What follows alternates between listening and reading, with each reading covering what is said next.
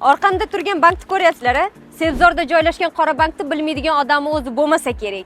Mana shu qora bankning orqasidagi domda 6-etajda joylashgan uyimiz sotuvga chiqqan. Yangi remontdan chiqqan. Qani ketdik birgalikda ko'rib kelamiz. Birinchi dom, 10-pod'ezd, 6-qavat, 178-kvartira. Ketdik.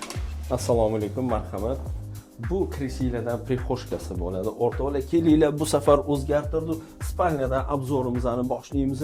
Bu ko'rayotganinglardek spalniya xonamiz ideal. Hamma shart-sharoit bor bu yerda. Televizordan tortib, konditsioner deysizlar, hamma sharoit bor.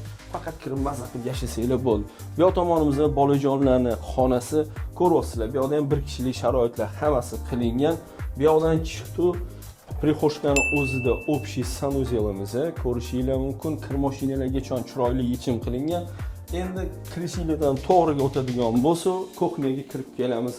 Qaranglar, ayollarimiz, opa-singillarimiz orzu havas qiladigan darajadagi kuxnyamiz bor. Bu yerda turgan hamma narsa gap yangi ishlatilmagan. Yana bir bor sizlarga eslatib o'tdim. Kuxnyaning o'zida sanuzelimiz bor. Ko'ryapsizlar, ikkita sanuzel bo'lyapti. Endi bu yoq tomonimizda esa zal.